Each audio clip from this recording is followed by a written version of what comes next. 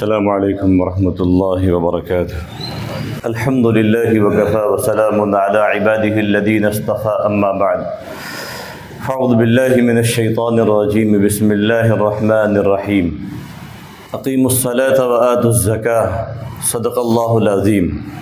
عزیزان محترم، ایک جمعہ ایسا تھا کہ ہم رمضان المبارک کا استقبال کر رہے تھے، اور آج رمضان المبارک کا ایسا جمعہ ہے کہ ہم رمضان المبارک کو الوداع کہہ رہے ہیں۔ ابھی تو ایسا لگ رہا تھا کہ ہم رمضان کی تیاریاں ہم نے مکمل طور پہ کی ہی نہیں، اور ابھی رمضان کا جیسے ہمیں استقبال کرنا چاہیے تھا ویسے ہم نے استقبال کیا ہی نہیں، اور رمضان المبارک کا مہینہ بڑی تیزی کے ساتھ میں گزر گیا، اور آقا جناب محمد رسول اللہ صلی اللہ علیہ وسلم کا وہ فرمان جو آپ نے فرمایا تھا کہ قیامت کے قریب سال ایسے گزرے گا جیسے کہ مہینہ گزرتا ہے، مہینہ ایسے گزرے گا جیسے کہ ہفتہ گزرتا ہے، اور ہفتہ ایسا گزرے گا جیسا کہ دن گزرتا ہے۔ اتنی تیزی کے ساتھ رمضان المبارک گزر گیا۔ آج کے دن رمضان المبارک کا آخری جمعہ ہے۔ آج کے دن ہم سب کو اللہ تعالیٰ سے استغفار کرنا چاہیے کہ نہ جانے کتنے لوگ ایسے ہوں گے جن کو اللہ تعالیٰ نے بلیک لسٹ میں نام ڈال دیا ہوگا، جہنمیوں کے لسٹ میں لکھا ہوگا، مغفرت نہ پانے والوں کا لسٹ میں نام لکھا گیا ہوگا۔ یہ تو اللہ ہی بہتر جانتا ہے کہ کس کو اللہ تعالیٰ نے مقبولیت دی، کس کے روزے کو قبول کیا، کس کی تراویح کو قبول کی۔ آج کے دن اللہ تعالیٰ سے ہمیں استغفار کثرت سے کرنا چاہیے، اور بچے کچے جو ایام ہیں رمضان المبارک کے، امید یہ ہے کہ انشاءاللہ عید کی جو نماز ہوگی بروز پیر، فلکیات ماہر فلکیات ایک مولانا سمبود الدین قاسمی صاحب ہیں، ان کو اللہ تعالیٰ نے اس معاملے میں بہت زبردست علم دیا ہے۔ وہ چاند کی عمر، زندگی، حیات، موت سب کچھ ان کو معلوم، وہ اپنے علم کے مطابق سب بتا دیتے ہیں۔ تو ان کی پیشن گوئی کے مطابق، ان کے بتانے کے مطابق انشاءاللہ ہندوستان کے اندر جو عید کا دن ہوگا وہ پیر کا دن ہوگا۔ اور ابھی تک میرا یہ تجربہ ہے کہ انہوں نے جتنی بھی چیزیں بتائی ہے چاند کے متعلق کبھی غلط نہیں ہوا کئی سالوں کا، چونکہ وہ اس لائن کے ماہر آدمی ہے۔ جو جس لائن کا ماہر آدمی ہوتا ہے وہی سمجھ سکتا ہے اس کے بارے میں۔ ہمیں ہر جگہ ٹانگ لڑانے کی ضرورت نہیں ہے۔ جیسے مثال کے طور پہ ابھی اس وقت ہم لوگ کالی پٹی باندھ کے آئے ہیں، تو کالی پٹی جو ہم نے باندھا ہے، یہ کالی پٹی کس لیے باندھا ہے؟ ہمارے جو اس لائن کے ماہر لوگ ہیں انہوں نے ہمیں اس کا مشورہ دیا۔ اب وہ یہ سمجھ سکتے ہیں، اب وہ جانے کہ بھائی اس میں کیا مصلحت ہے، کیا فوائد ہے۔ ہمارا یہ کام ہے کہ ہم اس حکم کو اپنی سراکوں پہ رکھیں اور اس کام کو ہم انجام دیں۔ یہ ہمارے لیے اس میں بہتری ہے، اس لیے کہ یہ ملک جمہوری ہے، اور جمہوری ملک کے اندر جمہوریت کے دائرے میں رہتے ہوئے احتجاج کرنا اور حکومت سے اپنی بات منوانا یہ خاص انداز ہے جمہوری ملک کے اندر۔ تو ہمارا گویا کہ کالی پٹی باندھنا یہ حکومت سے اپنی بات منوانے کا ایک خاموش احتجاج ہے، پرامن طریقے سے احتجاج ہے، اور یہ اس بات کا ثبوت ہے کہ مسلمان دنگا فساد لڑائی پتھر والے نہیں ہیں، امن کے ساتھ میں اپنی بات منوانا چاہتے ہیں۔ حکومت اگر امن کے ساتھ میں بات مانے تو ٹھیک ہے، نہیں تو پھر جو اکابرین جو مشورہ دیں گے، پھر جو ہمارے جو بڑے ہیں مسلم پرسنل لا بورڈ کے، وہ جو ہمارے لیے جو حکم پھر دوبارہ دیں گے انشاءاللہ ہم اس کو بھی بجا لائیں گے۔ تو یہ ہمارا آج کا یہ اسی لیے کیونکہ بہت سارے مسلمانوں کو یہ معلوم ہی نہیں کالی پٹی کیوں باندھ رہے ہیں، اس کی وجہ کیا ہے، اس کی مصلحت کیا ہے، اس میں حکمت کیا ہے۔ بنی اسرائیل جو قوم تھی نا، وہ موسیٰ علیہ السلام سے بڑے سوالات کرتی تھی۔ فرعون کی جو ماننے والے جو لوگ تھے، اور اس وقت میں جو ان کی قوم تھی، جو ایمان لانے والے بھی تھے، جو نہیں لانے والے تھے، وہ بہت سوالات کرتے تھے۔ اس لیے شریعت محمدیہ میں یہ حکم دیا کہ فضول سوالات سے اپنے آپ کو بچاؤ۔ فضول سوالات آدمی جب کرتا ہے تو بہت سارے ایسے سوالات ہیں لوگوں کے ذہن میں کہ اس کا کوئی میدان حشر میں یا اللہ تعالیٰ قبر میں اس کا سوال ہی نہیں کریں گے، پوچھیں گے ہی نہیں۔ جیسے اصحاب کہف کا کتا کالا تھا کہ وائٹ تھا، یہ سوال پوچھا جائے گا؟ نہیں پوچھا جائے گا۔ محلے میں تمہارے پڑوس میں ایک صاحب رہتے تھے، نماز پڑھتے تھے نہیں پڑھتے تھے، پوچھا جائے گا آپ سے؟ تو جن سوالات کے متعلق اللہ تعالیٰ ہم سے نہیں پوچھیں گے، انہی سوالات کے متعلق ہم زیادہ سوال کرتے ہیں۔ تو ہمیں اس بحث میں وہ چو چرا کرنے کی ضرورت نہیں ہے. ہمیں اپنے ذہن میں یہ بات بیٹھا لینی ہے کہ ہمارے جو اکابرین ہیں وہ جو فیصلہ کریں گے ہم اس کو انشاءاللہ مانیں گے اور اس میں چوں چرا نہیں کریں گے. وہ بہتر جانتے ہیں کیا کرنا ہے کیا نہیں کرنا ہے. بہرحال الحمدللہ بڑی خوشی کی بات یہ ہے کہ بہت سارے لوگوں نے اپنے احتجاجی انداز کو، یعنی جو انہوں نے کہا کہ بھائی کالی پٹی باندھ کے سب لوگ آئے، ماشاءاللہ بہت سارے لوگوں نے، جن کو بھی علم ہو گیا ہوگا، جو نہیں جن کو معلوم پڑا ہوگا وہ نہیں باندھ کے آئے گا، لیکن بہت سارے لوگوں نے الحمدللہ باندھ کے آئے.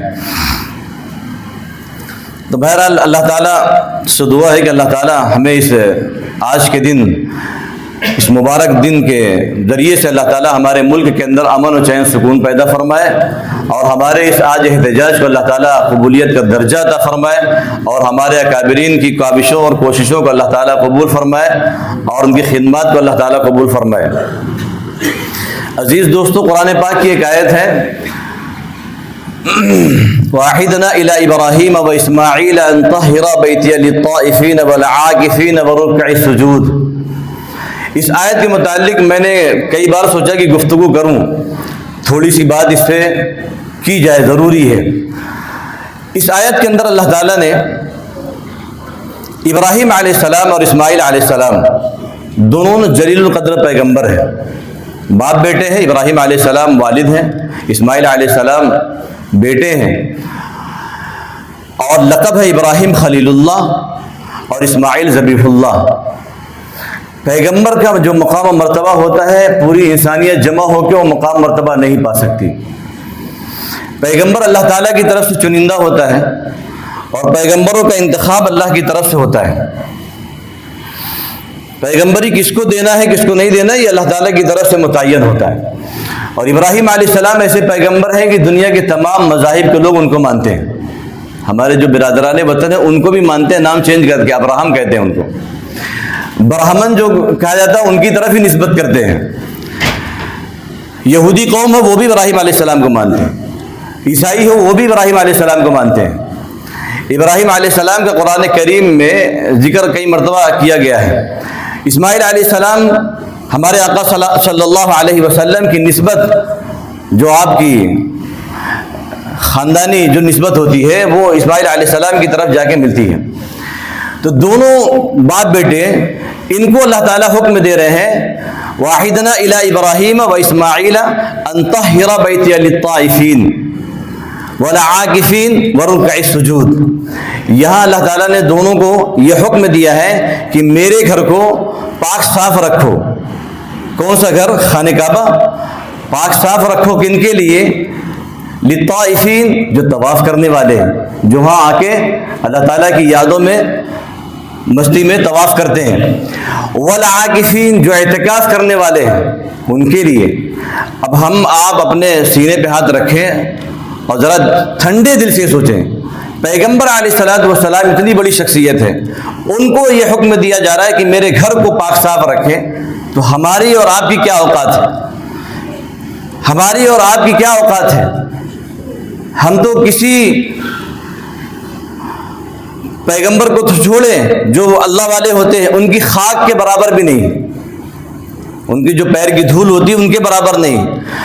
اتنے بڑے بڑے دونوں پیغمبر ہیں، ان کو اللہ تعالیٰ یہ حکم دے رہے ہیں کہ میرے گھر کو پاک صاف رکھو. ہم جس گھر میں نماز پڑھنے آتے ہیں وہ گھر بھی اللہ کا ہی گھر ہے. ہم یہ سوچیں کہ میری ذات سے اب تک میں نے کتنا اللہ کے گھر کو صاف کیا ہے، میری ذات سے کتنی اللہ تعالیٰ کی گھر کو فائدہ پہنچا ہے، میں نے کتنا فائدہ پہنچایا ہے. جمعے کی نماز ہم تو آتے ہیں، پڑھتے ہیں، چلے جاتے ہیں، ہمیں یہ احساس بھی نہیں ہوتا کہ جمعے کی نماز جہاں ہم پڑھنے جا رہے ہیں وہاں چٹائی کون بچھاتا ہوگا، وہاں پنکھے کون صاف کرتا ہوگا، وہاں جھاڑو کون مارتا ہوگا. ہم تو بڑی آسانی سے آتے ہیں، 2 رکعت نماز پڑھتے ہیں اور نکل جاتے ہیں. ہمیں یہ آج احساس کرنے کی ضرورت ہے کہ جب پیغمبر کو یہ حکم دیا جا رہا ہے کہ طواف کرنے والوں کا اور اعتکاف کرنے والوں کے لیے اب میرے گھر کو صاف کرو، اور آگے اللہ تعالیٰ نے کہا وَرُكَعِ السُّجُودِ، نماز قائم کرنے والوں ان کے لیے بھی میرے گھر کو صاف کرو. یہاں کتنے لوگوں کا ذکر ہے؟ 3 لوگوں کا، طواف کرنے والوں کا، اعتکاف کرنے والوں کا اور نماز پڑھنے والوں کا. تو جتنے بھی مساجد ہیں سب اللہ کے گھر ہیں، ان گھروں کا اگر ہم صاف ستھرا رکھتے ہیں تو گویا کہ اللہ تعالیٰ کی وہ بات جو پیغمبر علیہ السلام کو حکم دیا گیا تھا اس پر ہم عمل کر رہے ہیں۔ اسی طریقے سے مسجدوں میں اعتکاف کرنے والے جو بیٹھتے ہیں، ان اعتکاف کرنے والوں کی خدمت ہمیں کرنی چاہیے۔ ان اعتکاف کرنے والوں کی خدمت یہ سوچ کر کرنی چاہیے کہ پیغمبر علیہ السلام کو حکم دیا گیا ہے اعتکاف والوں کے متعلق، ان کے لیے جب گھر کو صاف کرو تو ان کی گویا کی خدمت ہو رہی ہے، ان کی اللہ تعالیٰ کی محبت میں ہی تو انسان کرے گا۔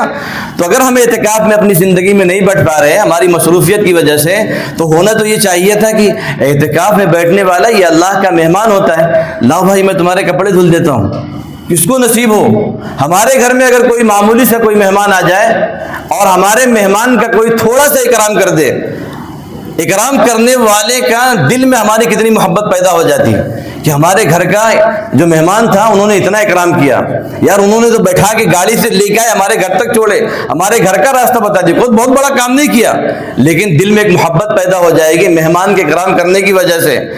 تو کیا جو اللہ کے گھر کا مہمان ہوگا اس کا ہم اکرام کریں گے یا اس کی خدمت کریں گے تو اللہ تعالیٰ کے دل میں اللہ تعالیٰ کی محبت ہمارے لیے نہیں پیدا ہوگی، اللہ ہم سے محبت نہیں کرے گا۔ اس لیے آئندہ خیال رکھیں، اور ابھی بھی 2-3 دن بچا ہوا ہے، اعتکاف والوں کی اپنی ذات سے جو خدمت ہو سکتی ہو وہ کرے۔ حالانکہ ضرورت نہیں، ان کے اپنے گھر ہے، بیوی ہے، گھر والے ہیں، کپڑے وغیرہ۔ میں تو ایک مثال دے کے بتانا چاہتا ہوں، اگر آپ کپڑے نہیں دھل پا رہے ہیں دعوت کر دیں ان کو کھانا کھلا دیں، حالانکہ کھانے کے محتاج نہیں ہیں۔ بہت سارے لوگ جو اعتکاف میں بیٹھتے ہیں اللہ تعالیٰ ان کو ذریعے معاش کے اعتبار سے مضبوط رکھتے، تبھی تو انسان 10 دن کا اپنا کام آگے پیچھے کر کے بیٹھتا ہے۔ لیکن یہ ہماری خوش قسمتی کی بات ہوگی، ہم اللہ کے گھر میں بیٹھنے والے مہمان کی ان کی خدمت کریں گے۔ تو ہم آئندہ اس بات کا خیال رکھیں، ذہن میں یہ بات بیٹھائے کہ جب ابراہیم علیہ السلام کو اسماعیل علیہ السلام کو حکم دیا گیا ہے اعتکاف والوں کے متعلق، اللہ کے گھر کے متعلق اور نماز پڑھنے والوں کے متعلق خدمت کرنے کا، تو ہماری اور آپ کی کیا اوقات ہے؟ یہ تو ہماری خوش قسمتی ہوگی کہ ہمارا وقت لگ جائے، ہماری جان لگ جائے، ہماری محنت لگ جائے۔ تو جب بھی جس مسجد میں آپ نماز پڑھنے جائیں، جمعے کے دن خاص کر کے آپ پہلے پہنچ جائیں، مسجد کے ذمہ داران سے ملاقات کریں کہ چٹائی بچھانی ہو تو میں بچھا دیتا ہوں۔ یہ کام تو پیغمبر نے کیا ہے، یہ کام تو ابراہیم خلیل اللہ نے کیا ہے، یہ کام تو اسماعیل ذبیح اللہ نے کیا ہے، میری کیا اوقات ہے؟ میں اس کے لیے تیار ہوں۔ اگر 10-15 منٹ آپ کا اللہ کے گھر کو صاف کرنے میں لگ جاتا ہے تو ہمارے لیے کتنی خوش قسمتی کی بات ہوگی۔ آقا صلی اللہ علیہ وسلم نے فرمایا کہ جو انسان مسجد سے کوڑا کرکٹ اٹھا کے پھینک دیتا ہے، کچرا گندگی کو صاف کر دیتا ہے، اٹھا کے رکھا، آقا صلی اللہ علیہ وسلم نے فرمایا وہ کوڑا کرکٹ، وہ کچرا، وہ جنت کی حوروں کا مہر ہے۔ بتائیے، اس کچرے کو جنت کے حور کا مہر بتا دیا گیا ہے۔ تو آپ جتنا صاف کریں گے گویا کہ جنت کے حوروں کا مہر اکٹھا کر رہے ہیں، اور جب آپ کے مقدر میں جنت کے حوروں کا مہر لکھ دیا گیا ہے تو آپ کا جنت میں جانا تو پھر یقینی ہے، آپ تو جنت میں پھر جائیں گے ہی۔ آقا صلی اللہ علیہ وسلم کی بات تو غلط نہیں ہو سکتی۔ اس لیے آئندہ جمعہ سے اس بات کا خیال رکھیں کہ انشاءاللہ میں اپنی ذات سے، کوئی کرے یا نہ کرے، میں خود فکر کر کے مسجد کی چٹائی بچھاؤں گا، جھاڑو مار دوں گا، پوچھا مار دوں گا، جو مجھ سے خدمت ہو سکے گی میں انشاءاللہ اللہ کے گھر کے لیے ضرور کروں گا، کریں گے سب لوگ انشاءاللہ۔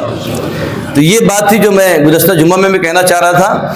بہرحال اللہ تعالیٰ سے دعا ہے کہ اللہ تعالیٰ ہمیں عمل کرنے کی توفیق عطا فرمائے۔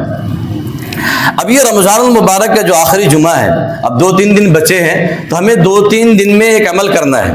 پہلا عمل کیا ہے؟ وہ صدقۃ الفطر ہے، صدقہ فطر۔ بہت سارے لوگ مسلمان وہ یہ سوال کرتے ہیں کہ صدقہ فطر ہمیں کتنا نکالنا چاہیے؟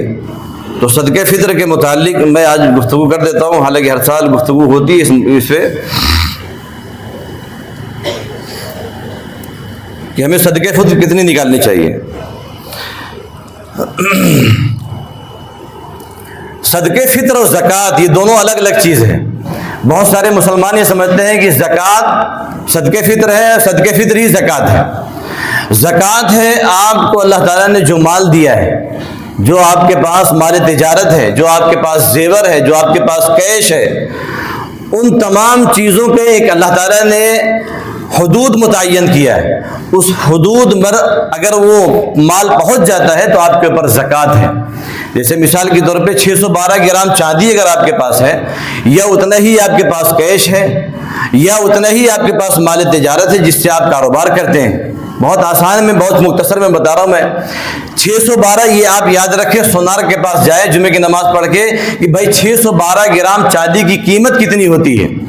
اگر آپ کو مثال کے طور پہ بتاتا ہے کہ بھائی 612 گرام کی چاندی کی قیمت ہوتی ہے 75,000 روپیہ, وہ 75,000 روپیہ آپ کے پاس موجود ہے کسی بھی شکل میں ہو, زیور کی بھی شکل میں ہو آپ کے پاس, اگر وہ مال تجارت کی شکل میں ہو, کیش کی شکل میں ہو, اور پورا سال گزر گیا ہو یوں ہی پڑا ہو بینک میں, یا آپ نے کسی کو قرضہ دے رکھا ہو اس نے آپ کو لوٹایا نہ ہو, آپ کو یہ امید ہے کہ وہ مجھے دے گا پیسہ, تو آپ کے اوپر زکوٰۃ فرض ہے. تو آپ کو زکوٰۃ نکالنی ہے 2.5%, 100 روپے میں 2.5 روپیہ. اور صدقے فطر میں یہ فرق ہے کہ زکوٰۃ کے اوپر, زکوٰۃ اور صدقے فطر میں فرق یہ ہے کہ زکوٰۃ کے اوپر مال کے اوپر سال گزرنا ضروری ہے, اور صدقے فطر میں سال کا گزرنا ضروری نہیں ہے. آپ کے پاس اتنا مال ہے جو آپ کے پاس ضرورت سے زیادہ ہو. جیسے زکوٰۃ میں اگر آپ کے پاس 2-4 گھر ہو اور آپ نے یوں ہی استعمال کے لیے رکھا ہو تو اس کے اوپر زکوٰۃ نہیں ہے. لیکن صدقے فطر میں اگر ایک مکان آپ کے پاس ہے جو رہ رہے ہیں, دوسرا مکان آپ کا چاہے خالی پڑا ہو, چاہے آپ کرائے پہ دے رکھے ہو, چاہے ایسے ہی آپ نے بنانے کی نیت سے زمین چھوڑی ہو, اس کے اوپر صدقے فطر آئے گا. اس کو آپ کو صدقے فطر نکالنا پڑے گا. اور صدقے فطر آپ کو اپنا خود نکالنا ہے, اپنے بچوں کا بھی نکالنا ہے. جوان اولاد اگر وہ کما رہی ہے خود سے نکال لے تو ٹھیک ہے, نہیں تو آپ خود پھر اس کی طرف سے نکال دیں. نہیں نکالیں گے جوان اولاد کی تو بھی آپ گنہگار نہیں ہیں, اس لیے کہ وہ اس کے اوپر شریعت الگ سے فرض ہو چکی ہے, لیکن اگر نکال دیں گے تو بہتر ہے. اب صدقے فطر کے متعلق یہ ہے, ہمارے یہاں لوگ یہ سمجھتے ہیں, بہت لوگ سوال کرتے ہیں کتنا صدقے فطر نکلے گا آپ کی بار, کتنا صدقے فطر نکلے گا آپ کی بار. اتنا سوال کرتے ہیں لوگ صدقے فطر کتنا نکلے گا, ایسا لگتا ہے کہ وہ جیسے چاند نکلتا ہے ویسے صدقے فطر بھی نکالا جاتا ہے. صدقے فطر کوئی بیٹھ کے مولوی لوگ ایک ٹیم بنا کے تھوڑی نکالتے کہ بھائی اتنا ہی نکالو. صدقے فطر نکالنے کے لیے آقا صلی اللہ علیہ وسلم نے ایک پیمانہ متعین کیا ہے, ایک سا متعین کیا ہے. اس سا کو, اس پیمانے کو اپنے ذہن میں رکھیں اور اپنے اعتبار سے ہر سال صدقے فطر نکالا کریں. جیسے زکوٰۃ کے متعلق 2.5% ہے, صدقے فطر کے متعلق تو صدقے فطر کئی طرح کا ہے. ہمارے یہاں جو گیہوں کا لوگوں نے پکڑ کے رکھا ہے وہ تو گیہوں کا تو غریب لوگ بیچارے نکالے, جو کمزور لوگ ہیں, جو بہت مالدار نہیں ہیں, جو کم درجے کے کھاتے پیتے ہیں, بہت زیادہ تنخواہ نہیں ہے, مال تجارت کا کوئی بہت زیادہ معاملہ نہیں ہے, نوکری پیشہ والے چھوٹی موٹی نوکری کرتے ہیں, وہ لوگ نکالے صدقے فطر. جو غریب لوگ ہیں وہ کس کا نکالیں, گیہوں کا نکالیں.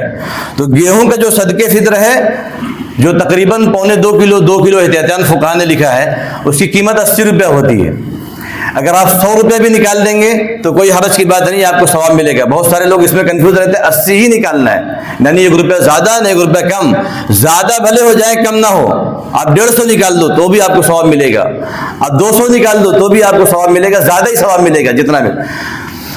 یہ تو وہ ان لوگوں کا ہو گیا جو غریب لوگ ہیں, جو کمزور لوگ ہیں. کمزور کون, جیسے کم تنخواہ والے, کم پیسے والے, جو کم کماتے ہیں ان کے لیے تو 80 روپیہ ہے. باقی جو لوگ زیادہ کماتے ہیں پھر جو کا نکالے, تھوڑا جو اچھا کماتے ہیں. اب ہر آدمی اپنی آمدنی کو جان سکتا ہے میں کتنا اچھا کماتا ہوں. جو اچھا کماتے ہیں ان کا 210 روپیہ ہے. کتنا, اب غور کریں کہ بھائی ہم 210 نکال سکتے ہیں, 210 نکال سکتے, 210 نکالیں.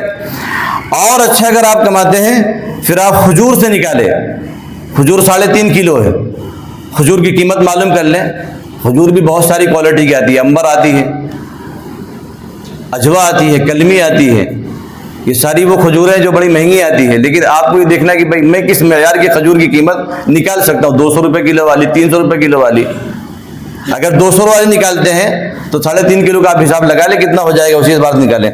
یہاں جو منیمم لکھا ہے 1000 روپیہ 3.5 کلو کھجور کا.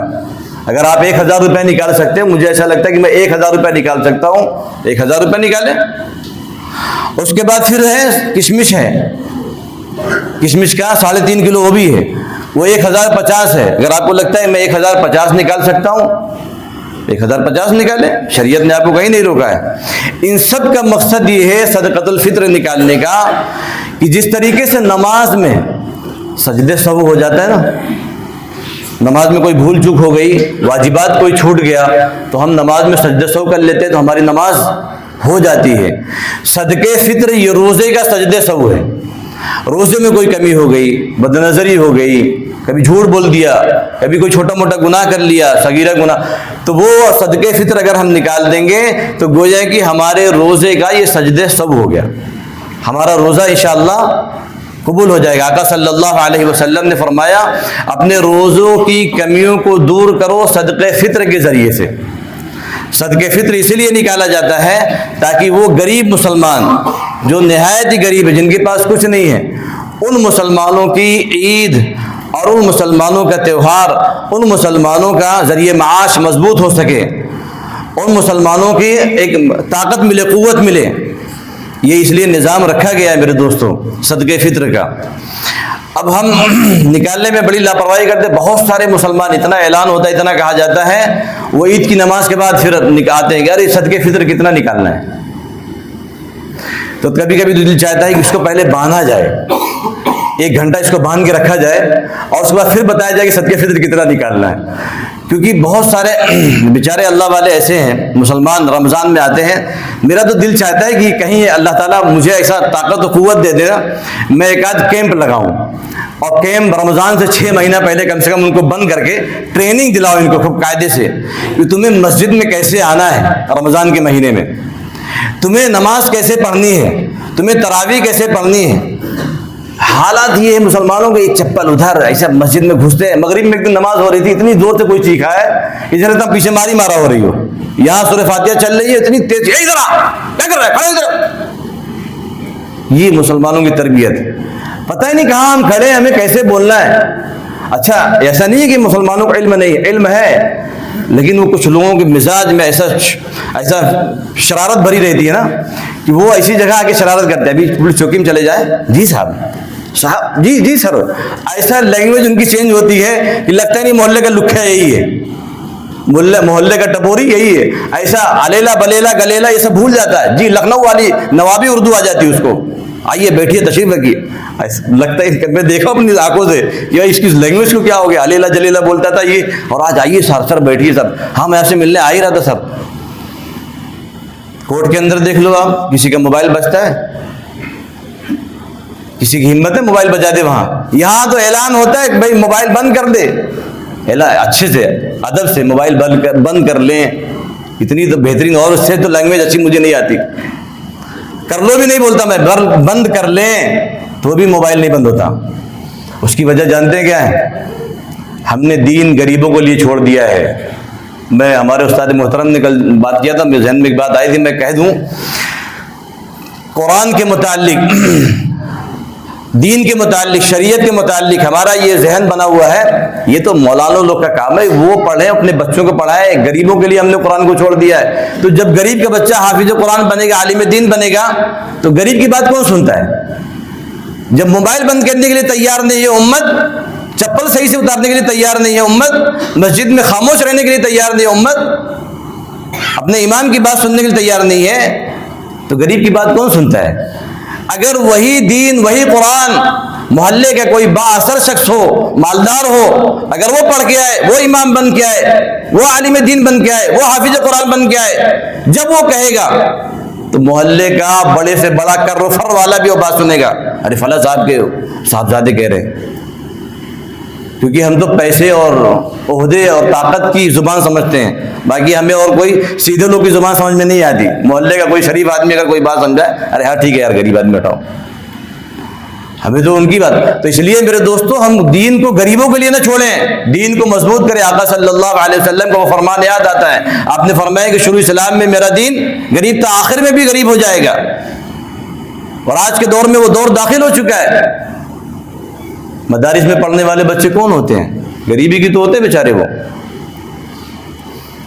وہی لوگ تو ہوتے ہیں جو محلے کے سب سے کمزور ہوتے ہیں، وہ بیچارہ پڑھ کے آئے گا، پھر وہ امام بن کے آئے گا، پھر اگر کبھی کچھ بول بھی دیا، ارے وہ تو نواب ہو گیا ہے رہتے رہتے، اس کے تو بولنے کا طریقہ بھی نہیں ہے، یار یہ مولانا کیسا ہے، یہ اس کی لینگویج اچھی نہیں ہے، اس کی ٹون اچھی نہیں ہے، یہ اس کا اخلاق ہے۔